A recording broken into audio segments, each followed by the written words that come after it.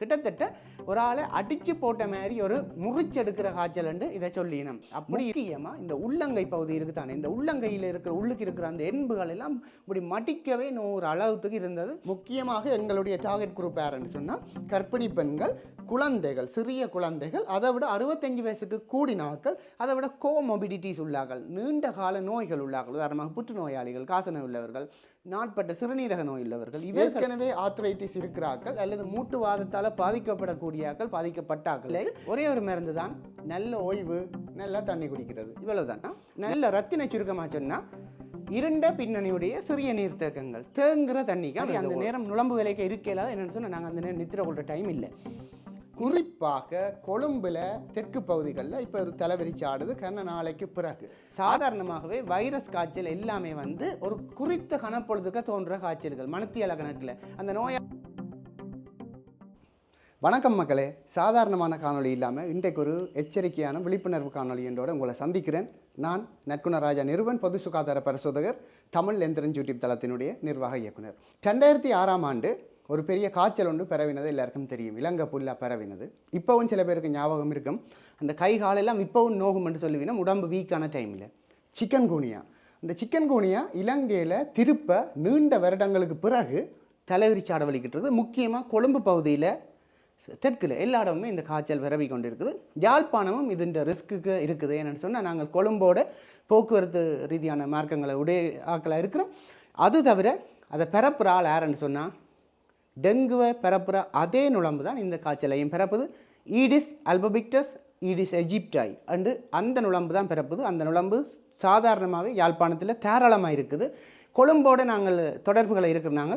இந்த சிக்கன் குனியா காய்ச்சல் ஒரு பெரிய பெரிய பாரதூரமான விளைவுகளை ஏற்படுத்தக்கூடியது. முக்கியமாக வயதான ஆட்களில் இந்த மூட்டுவாதம்னு சொல்லி ஆர்த்ரைட்டிஸ் அப்படியே சாதாரணமாக இருக்கிற ஆட்களுக்கு பெருப்பிச்சு விட்டுரும் இந்த காய்ச்சல். அப்போ இது இந்த அறிகுறிகள் என்ன, இந்த காய்ச்சல் எப்படி தடுக்கலாம், இந்த காய்ச்சல் டெங்குல இருந்து என்னென்னு வேறுபடுது, எல்லாத்தையும் சொல்ல போகிறேன். வாங்கோ காணொலிக்குள்ளே போகலாம். 2006ஆம் ஆண்டு நான் காப்போதா உயர்தரம் படித்து கொண்டிருக்கிறேன். திடீரென ஒரு காய்ச்சல் எல்லாருக்குமே வந்தது. சரியாக வீட்டோட நான் அந்த டைம் எங்களுடைய மாமா வீட்டில் கோண்டாவில் என்ற பகுதியில் யாழ்ப்பாணத்தில் தங்கி படித்து கொண்டிருந்தேன். நான் வீட்டோட எல்லாருக்குமே அந்த காய்ச்சல் வந்தது. அந்த காய்ச்சல் வந்தும் எங்களுக்கு அது இந்த அறிகுறிகள், அது இந்த விளைவுகளிலிருந்து மீள்றதுக்கு நீண்ட நாள் எடுத்தது. ஒரு காலத்திலேயும் இல்லாத காய்ச்சல்.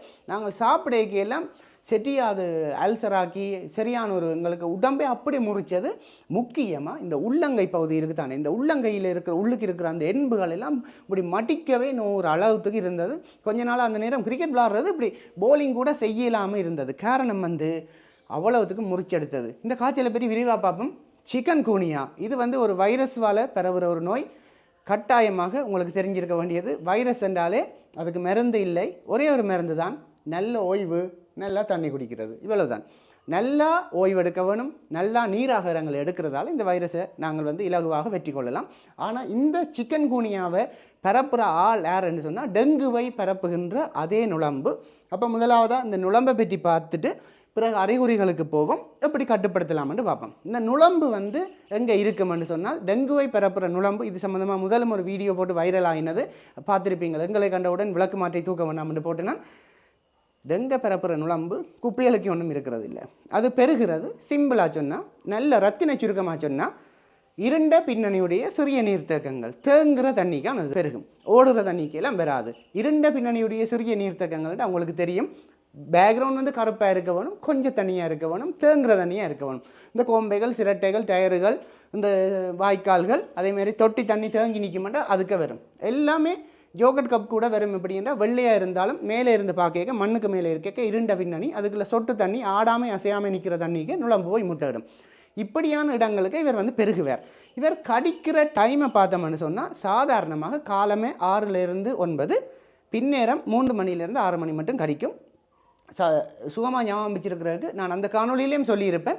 சாதாரணமாக நாங்கள் அந்த டைமில் டியூஷன் பிள்ளைகள் கூட அந்தந்த இடங்களில் இருப்பினோம், அந்த நேரத்தில் அந்த மாதிரி அந்த இடத்துல இருப்பினோம். அதால் அந்த டைமை ஈஸியாக ஞாபகம் வச்சிருக்கலாம். காலமே 6லேருந்து 9, பின்னேரம் 3லேருந்து 6. இது மட்டும் இல்லை, இவர் கடிக்கிற இது கூட காலுக்கு கீழே தான் இவற்றை பிஹேவியர். அப்போ நாங்கள் இதுக்கு என்ன செய்ய வேணுமென்றா தற்காப்பு முறையில் உடம்பில் மூடின ஆடையில் அணிகிறது, அதான் நல்ல ஃபுல் ஸ்லீப். அதேமாதிரி ஜீன்ஸ் போடுறது நல்லது.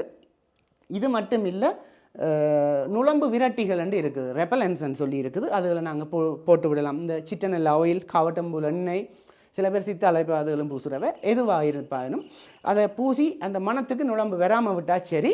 இது தவிர நாங்கள் இப்படியான நேரத்தில் இந்த கடிக்கிற பைட்டிங் டைமில் நாங்கள் அந்த நேரங்களில் பாதுகாப்பாக இருக்கிறது பெட்டர். நான் சொன்ன மாதிரி அந்த நேரம் நுளம்பு விலைக்கு இருக்கலாத என்னென்னு சொன்னால் நாங்கள் அந்த நேரம் நித்திர கொள்கிற டைம் இல்லை.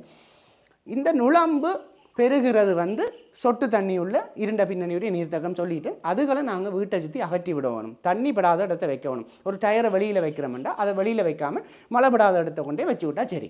ஒரு சிரட்டி அங்கேயும் சேர்ந்து எறியாமல் ஒரு பேக்கில் கட்டி வச்சு மழைப்படாத இடத்த வச்சா சரி. வீட்டில் இருக்கிற பழைய சாமான்கள், தேவையில்லாத இரும்புகள், தகரங்கள் எல்லாத்தையும் வந்து நாங்கள் மழைப்படாத இடத்த வைக்கணும். என்னென்னு சொன்னால் தமிழாக்கள் ஒரு பிஹேவியர் இருக்குது, ஒன்றையுமே நாங்கள் எறிய மாட்டோம், ஏதாவது தேவைப்படும்னுட்டு வச்சுருப்போம். அதான் எங்களுக்கு வில்லங்கமாமையும். அப்போ இப்படியான விஷயங்களில் கவனம் செலுத்தினா சரி. இது வந்து நான் சொல்லிட்டேன். இப்போ நுளம்புன்ற பெருகிற இடங்கள் இவற்றை சேப் பார்த்தீங்களா சரியான குட்டி நுளம்பு, ஈடிஸ் வந்து சரியான சின்ன நுளம்பு, கருத்த உடலில் வெள்ளை வெள்ளை புள்ளிகள் இருக்கும். நாங்கள் வெள்ளை வெள்ளை வெரி வெரியாக பார்க்குறது சாமத்தில் கடிக்கிற நுளம்பு அது இல்லை. அது வந்து கியூலெக்ஸ். அது பெருகிற இடமும் வந்து வேறு. அது வந்து ஊற்ற தண்ணிக்குள்ள தான் பெருகும். அதாவது சரியான டேர்ட்டி வாட்டர். இது வந்து க்ளீன் வாட்டருக்கு தான் இந்த ஈடிஸ் நுளம்பு வந்து பெருகும். அதாவது நல்ல தண்ணி உள்ள இடங்களில் நீங்கள் பார்த்தீங்கன்னா இந்த டெங்கு நோய் தாக்கத்தின் அளவு வந்து சற்று அதிகமாகத்தான் இருக்கும். அதால் நல்ல தண்ணிக்குள்ள தான் இவர் வேறு குறிப்பாக கொழும்பில் தெற்கு பகுதிகளில் இப்போ ஒரு தலைவிரிச்சு ஆடுது. கண்ண நாளைக்கு பிறகு அறிகுறிகளை பார்ப்போம். அறிகுறிகள் தான் முக்கியம். டெங்குலேருந்து என்னென்னு வேறுபடுதுன்றல நான் சொல்கிறேன். அறிகுறிகள் சாதாரணமாகவே வைரஸ் காய்ச்சல் எல்லாமே வந்து ஒரு குறித்த கணப்பொழுதுக்கு தோன்ற காய்ச்சல்கள். மணித்தியால கணக்கில் அந்த நோயாளர்கள் சொல்லுவார்கள், நல்லா இருந்தனா திடீரென முந்த நாளில் இருந்து காய்ச்சல் காயுது அப்படி சொல்லுவினோம். கொழும்பால் வந்தனா இப்போ டக்குண்டு ஒரு 3 மணித்தியாலமாக காய்ச்சல் காயுது என்று சொல்லுவினோம்.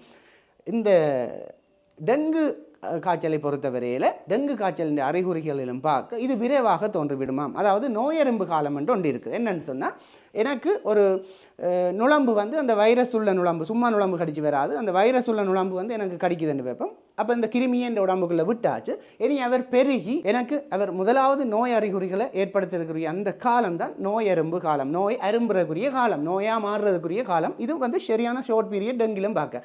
டெங்குக்கு ஒரு 3 நாட்களிலும் பார்க்க அதிகமாக சாதாரணமாக இருக்குதுன்னா இது ஒரு 2 நாள் இல்லை 1 நாள்லேயே அல்லது 3 நாள்லேயே இந்த நோயெறும்பு காலம் வந்துடுமாம். அப்போ கொழும்புக்கு நான் நேற்றிரவு தான் போனால் இன்றைக்கிலேருந்து காயுது என்று சொன்னால் அது வந்து மேபி சிக்கன் குனியாவாக இருக்கலாம்.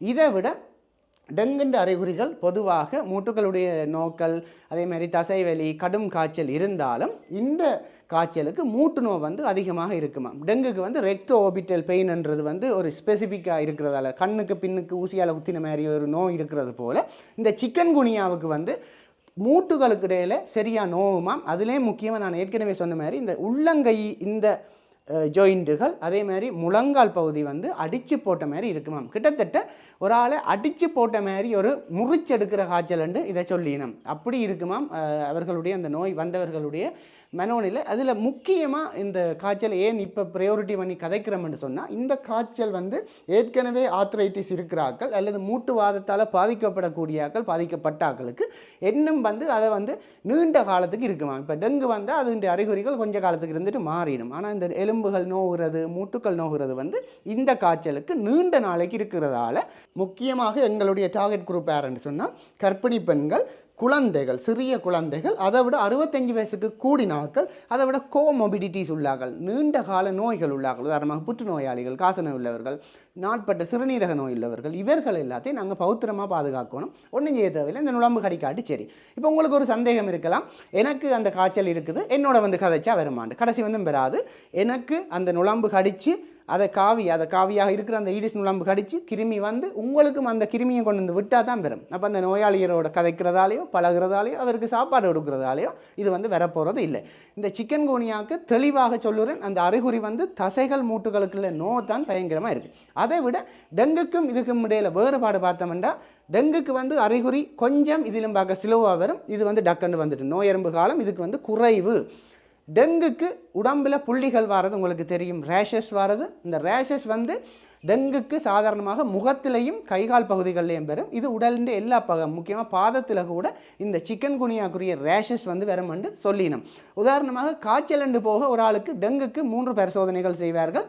சாதாரணமாக அறிகுறிகளை பார்ப்பார்கள். அடுத்தது NS1 என்று சொல்லி டெங்கு ஆன்டிஜனுக்குரிய டெஸ்ட் வந்து செய்வினோம், அது பாசிட்டிவானு பார்ப்போம். அடுத்தது ஆன்டிபாடி டெஸ்ட் பார்ப்பினும் உடனடியான தொற்று இருந்தால் IgM என்று சொல்லி ஒரு ஆன்டிபாடி காட்டப்படும். ஏற்கனவே எனக்கு டெங்கு வந்த மாதிரி இருந்தால் IgG என்று காட்டப்படும். இந்த ரெண்டும் நெகட்டிவ் என்றா இதில் அறிகுறியும் இருக்குண்டா அவருக்கு சிக்கன்குனியா இருக்கான்னு சொல்லி பார்க்குறது நல்லது. முக்கியமாக திருப்பவும் சொல்லுறேன், 2006ஆம் ஆண்டு யாழ்ப்பாணத்தை ஒரு உலுக்கி எடுத்த காய்ச்சல் என்று சொல்லலாம். அந்த நேரத்தில் உங்களுக்கு தெரியும் 2006 எத்தனை பேருக்கு ஞாபகம் இருக்கோ தெரியாது, நிறைய அந்த நேரம் சண்டைகள் நடந்து கொண்டிருந்தது, இந்த ஆக்களை நிறைய பிரச்சனைகள் நடந்து கொண்டு இருந்தது. அந்த நேரங்களில் இந்த கொன்வே அந்த பிரச்சனைகளில் சாமான்கள் எல்லாம் லைனில் நின்று தான் வேணுன்ற பிரச்சனை இருந்தது. சங்க கடைக்கு தான் பெரும் அந்த அரிசிகள் கோர அரிசி அப்படியான அரிசியெல்லாம் அந்த காலத்தில் வந்தது. அந்த டைமில் பால்மா பேக்கெட் கூட தேங்காய் பால் கூட பேக்கெட்டாக வந்தது அந்த டைம். அந்த நேரம் இந்த காய்ச்சல் வந்தது. மக்களுக்கு பொருளாதாரத்திலையும் அப்படி ஒரு பிரச்சனை இருக்கே யுத்தத்துக்கு இந்த காய்ச்சலை வந்து நல்லா முறிச்செடுத்து எவனுமே சிக்கன் குனியாவை மறந்திருக்க மாட்டான். அப்போ அந்த காய்ச்சல் மாதிரி ஒரு நிலைமை திருப்ப வந்தால் இப்போ நாங்கள் ஏற்கனவே பிராய்லர் கோழி மாதிரி இன்னும் நோய் எதிர்ப்பு சக்தி குறைந்தவர்களாக மாறிவிட்டோம். அப்போ இருந்ததிலும் பார்க்க இப்போ 2025 நான் சொல்கிறது 2006 கிட்டத்தட்ட 19 வருடங்கள் என்று நான் நினைக்கிறேன். திருப்ப அவர் வந்திருக்கிறார். அப்போ எங்களோட நாட்டில் முக்கியமாக எங்களோட பிரதேசங்களில் இந்த காய்ச்சல் வந்தால் எத்தகைய விளைவுகளை ஏற்படுத்த போகுது என்று சொல்லி ஒரு விழிப்புணர்வுக்காக இந்த காணொலியை நான் அவசரமாக சொல்லுறேன். எனவே இந்த காணொலியை நீங்கள் கேட்குற எல்லாரும் உங்களுடைய சமூக மட்ட அமைப்புகளில் அதே போல் நீங்கள் தேவையான அந்த வீடியோவை நீங்களே எடுத்து போடலாம், எங்கேயுமே பிரச்சனை இல்லை. இதை பரப்பி விடுங்கொண்டு தான் நான் இந்த இடத்தை கேட்டுக்கொள்ளுறேன். முக்கியமாக இது தொடர்பாக வேறு சந்தேகங்கள் உங்களுக்கு இருக்கலாம். இந்த காய்ச்சல் எப்படி கட்டுப்படுத்துறதுன்னு சொல்லி, இந்த கட்டுப்படுத்துறதுன்னா கட்டாயம் இதில் காய்ச்சலை கட்டுப்படுத்துறதுக்கு காய்ச்சல் வந்தவருக்கு என்ன செய்கிறதுன்னு பார்ப்போம். நல்ல ஓய்வு, நல்ல நீராகாரம், டெங்குக்கு மாதிரி நல்ல ஓய்வெடுத்து நல்ல நீராகாரம், தண்ணி சாப்பாடுகள் கொடுத்தா நல்லது. இந்த காய்ச்சலை வராமல் இருக்கிறதுக்கு என்ன செய்ய வேணும் என்றால் முக்கியமாக அந்த ரிஸ்க் ஏரியாக்கள் அப்படியான ஏரியாவுக்கு போகிறது இயலுமானவரை தவிர்க்க வேணும். போனாலும் அந்த பைட்டிங் டைமை தவிர்க்க வேணும். நான் சொல்லிட்டேன் கடிக்கிற நேரங்கள். இதை விட முக்கியமாக அந்த இடங்களுக்கு போகிக்கு என்ன மாதிரியான ஆடைகளை அணிகிறது, நுழம்புகளை விரட்டுற எண்ணெய்களை பூசுறது.